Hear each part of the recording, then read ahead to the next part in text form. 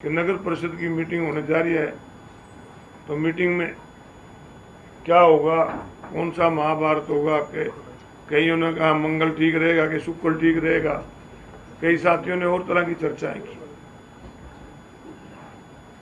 आज मीटिंग में मैं नहीं गया। मैं चाहता हूं कि शहर का विकास हो। मेरा एजेंडा एक ही है कि तनेश्वर की जनता ने मुझे 5वीं बार सेवा का मौका दिया है।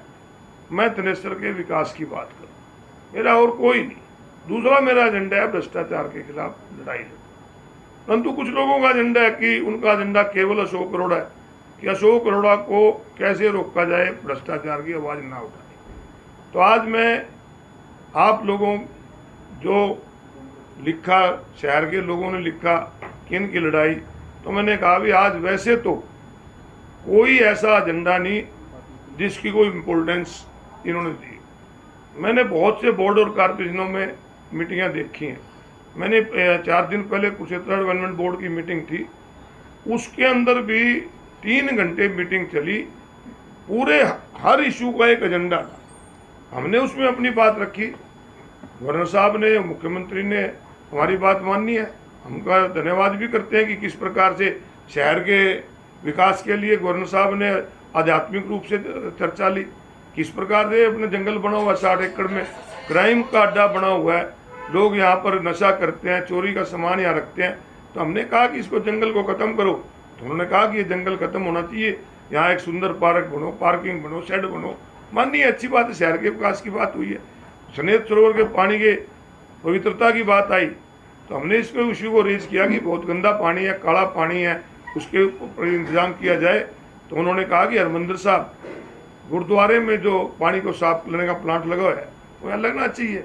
जयब्रह्म सरोवर के डंपिंग पॉइंट बनाया जो इन्होंने गंद का, हमने उसकी बात उठाई तो वो भी मानी। तो हमारा काम है इस प्रकार की बात उठाना। हमने ग्रीवेंसेस के अंदर यहाँ के नालों की सफाई उठाई थी कि कोई बरसात आने वाली है, और 10 साल तक नालों की सफाई नहीं हुई। आज नालों की सफाई हो रही है, आज नालों के अंदर काम चल रहा है। तो आवाज़ उठाना हमारा फर्ज है।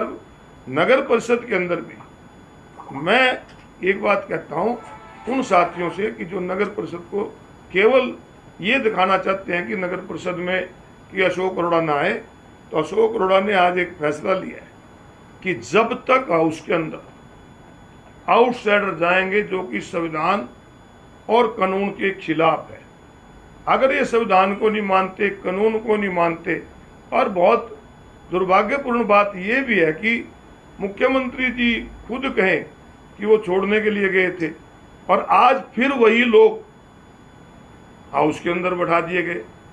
वो किस हैसियत से बैठाएं? हवाला दे रहे हैं। एक इनका वो है जो एक्ट है, एक्ट की धारा का, मेरा फोन देना, एक्ट की धारा का हवाला देते हैं। उस एक्ट की धारा में क्लियर है, मैं आपको पढ़ के बता देता हूँ। म्युनिसिपल एक्ट की धारा 15, आउटसाइडर एट मीटिंग्स, सेक्शन 31 का part 1, meeting of the committee में be open to the public at the direction of the chairman, provided that when a question of importance or other special matters, और उसके बाद लिखा है special matter rise, the chairman